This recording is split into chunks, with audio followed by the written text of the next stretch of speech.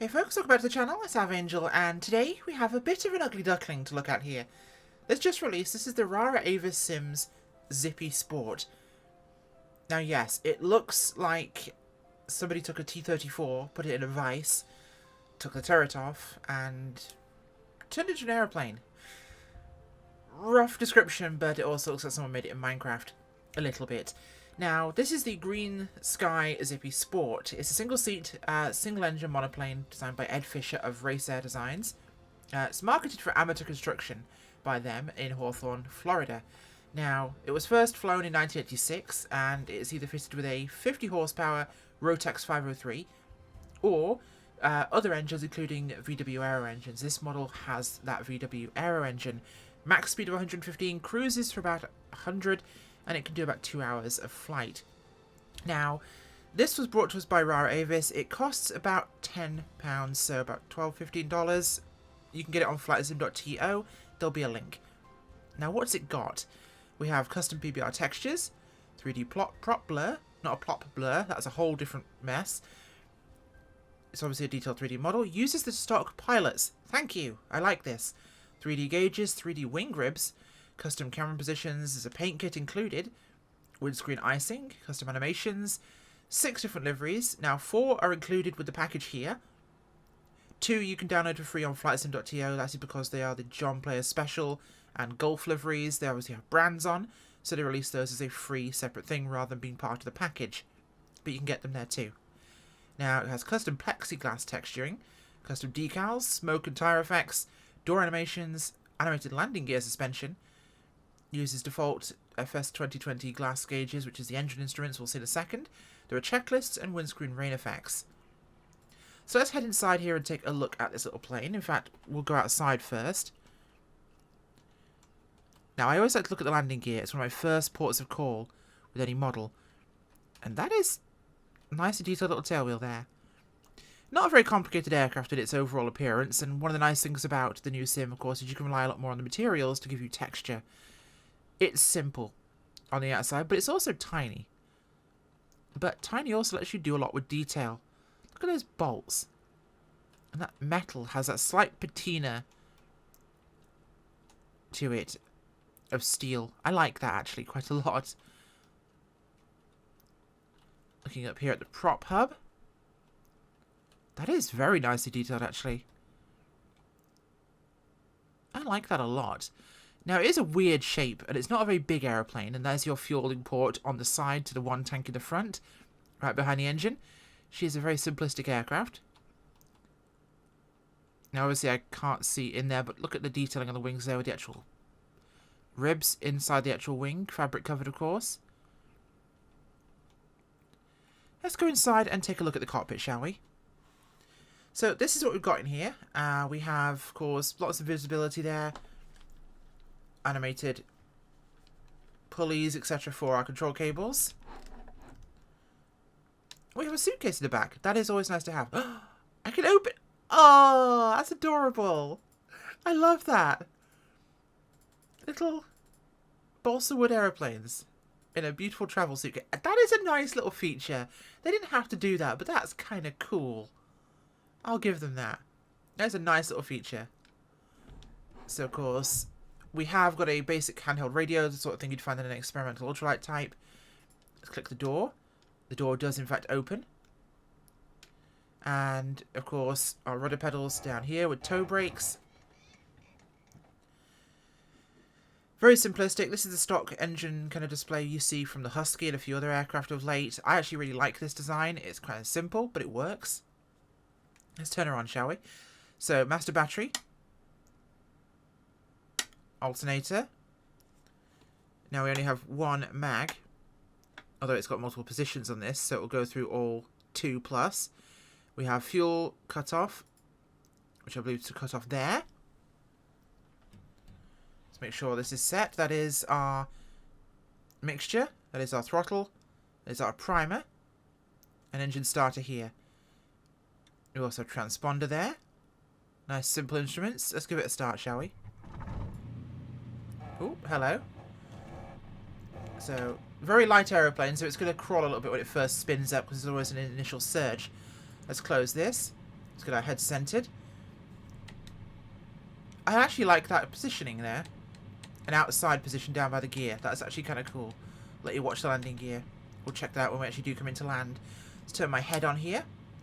We're here at Orcas Island as I like to for my testing. I'm going to take this thing out for a little test flight, see how she behaves. Now, it's a very small aeroplane, but there's been a real crop of ultralights and light sport aircraft of late, which I really quite enjoy with the sim, just like all the other aircraft that really allow you to benefit from this beautiful scenery we have. It's a nice thing, because sometimes going fast, going places between nice airports is not as important as the journey. And with aircraft like this, you can really get a good sight line. Now, it's definitely a Marmite aircraft, I'd say, because with its very unusual design, it's quite weird. But groups like Rara Avis, which of course means rare bird in Latin, they like to do things that aren't the usual aircraft, the Spitfires, the F-15s, the Cessnas. And whether it's vintage or more modern like this, it's nice to see different options and offerings that really let us explore the beauty and breadth of aviation. And it's also cheap, which is very nice too. Cheap is one of my favourite words. And cheap doesn't have to mean bad either, as I'm going to reach behind myself really carefully here because I live in the wireless headphone world and I just heard the battery beep in my headset, so you'll give me a second here while I plug myself in. These things, of course. Okay, so we're back. The sim crashed because I plugged my headphones in because it's stable. It's nothing to do with the aeroplane, I promise. Right, where were we? Taxiing out here to the runway, and look at ourselves going here on 3-4. Aircraft is handling on the ground is very easy, very gentle, really easy to manage. So we're looking for back pressure once we reach about 40, so slowly advancing our throttle. Tail comes up almost immediately. Little bit of gentle pressure on the pedals. We'll advance the throttle a bit more here. And it just gently comes off the ground. I wasn't quite at full throttle by the time it did that, but it wasn't particularly worrisome. We've got about 3 knots of wind, nearly on a direct crosswind at the moment, so it's a bit of a wind, but it's not a lot. Nothing much to worry about here. Pick some power up. Now, as you'll notice, we don't have flaps. That is one thing we do not have equipped on this aircraft. We do have big control surfaces, though, so they'll help us, I think, in a lot of this. Now, of course, we'll keep an eye on our power here. We do not have a prop lever, of course, so this is very much a fixed pitch prop. Nice and simplistic. Meaning we're going to fly the aircraft by our RPM at more than manifold pressure. I do like the digital engine instrument display. I'm not a big fan of glass, but that's one of the features that I will accept in nearly any aircraft because it makes viewing engine data so much simpler, which is really nice. So overall handling here is very gentle. I must say I like it. Can we open the door in flight? We can. No change in sound. Small gripe. Bring it around here to the left. I do like that slightly not perfect finish to the plexiglass. It's not as completely transparent as glass would be, but it is of course very light, so you do have that benefit there. There's a slightly different sheen to it. A little glossier overall. But I do rather like how this thing looks. It's very weird, and weird is sometimes fun. And there have been a large number of weird options for aircraft in this sim. It's not everyone's cup of tea, but I think it's often quite fun. And this is definitely an unusual little plane. I'm not sure what sounds we're using in this aircraft. Let's go full power here. It's definitely a strange little looker, isn't it?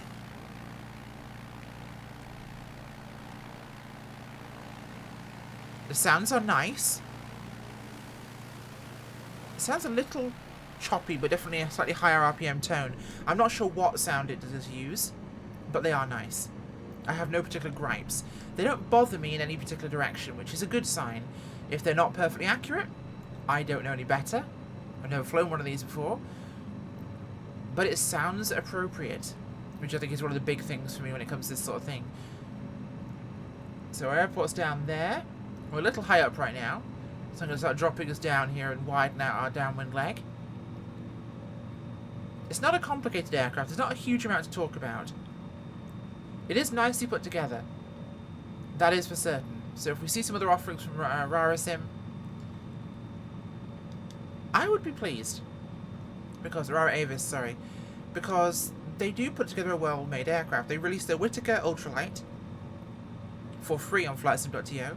And now this, their first payware one for this sim. And I must say, it isn't bad. It is well made. It's carefully thought about. Even down to slight scratching there on the perspex. Not too obvious, but subtle. And it does provide a very interesting flight experience. And I love this camera angle, I've got to say. More developers should include like a low GoPro style external camera for flying, because it looks so cool. It looks like an actual GPS mounted location. I really like that. It's a small thing, but I think to me it's a big deal. Again, not a complicated aeroplane, but a very enjoyable one, I must say. Definitely weird looking, but sometimes weird is fun. Alright, I'm going to pull the power back here, and I'm going to bring us round towards runway 34 again.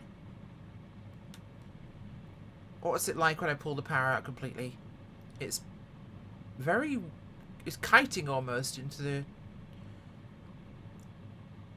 Doesn't want to turn much further than this on its own, but when I pulled the power out, it seemed to kite a bit around towards the wind. I'm just giving a little bit of gentle pressure now towards the airport. Keep the power out and see what we do here. Now, we're currently sitting about 60 knots at the moment. And we've got a bit of altitude, so I'm not going to put any power in yet and see how she behaves. Coming up towards 50. Maintaining heading here. I will say the central kind of, should we say, line, rib on the windshield does provide you a good aim point. Pop that on the runway and you'll be just fine. Although I don't recommend putting it here. That could end up with you impacting the ground. So we'll keep it about halfway up there.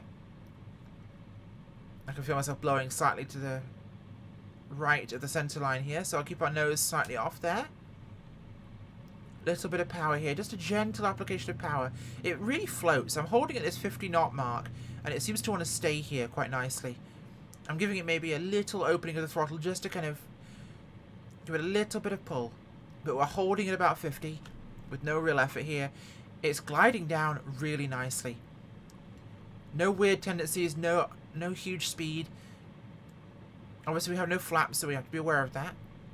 But it's coming down, no real concern whatsoever. Gently descending, we're a little bit high, so I'll pull the cut throttle out. Let us drop down here. Keep the nose off center here with the little bit of wind we have. There we go, we're looking good here. Aim point is solid. Okay. Just about 55. Lift the nose up here. I'm going to go for a 3-point landing here. We're floating quite a distance, but I came in a little quick, I think. Keep the nose up. Let her settle. And we have touchdown. Nice. It's very manageable. There are a lot of tail draggers in the sim, but this one does really fly very nicely. For all its weird, ugly duckling idiosyncrasies of appearance, this thing flies like a dream. It does exactly what you want it to do. The flight model is lovely and well put together here. Just turn myself off the runway. There we go.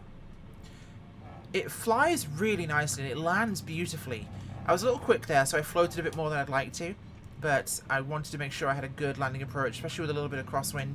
The aircraft did vane a little bit easily, so I wanted to make sure... Oh, tail's already up there.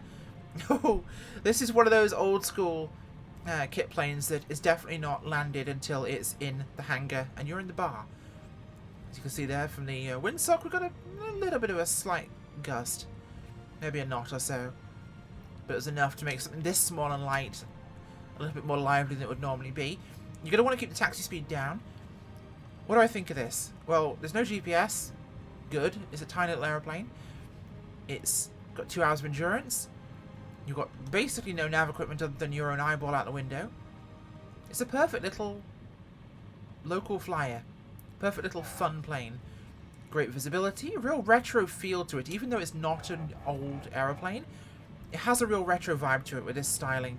And I quite like that. A new retro feeling. And it's very unusual. Especially for an American-built design. So, I quite like it.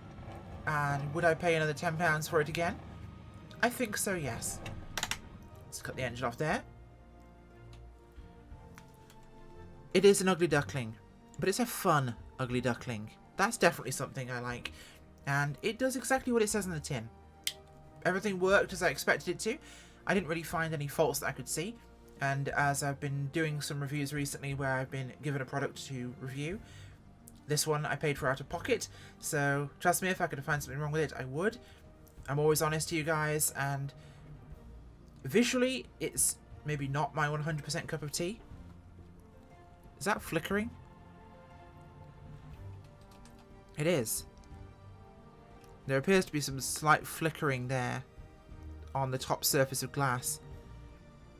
From certain angles, multiple surfaces. Could just be light, could be a weird trick of the physics there, but there is some light flickering going on. It's a nice aircraft, it's not complicated, it's not silly, it's cheap, it's fun, and if you like this sort of thing, I'd say it's worth the crack. Thanks for watching, folks. We'll see you next time. Bye.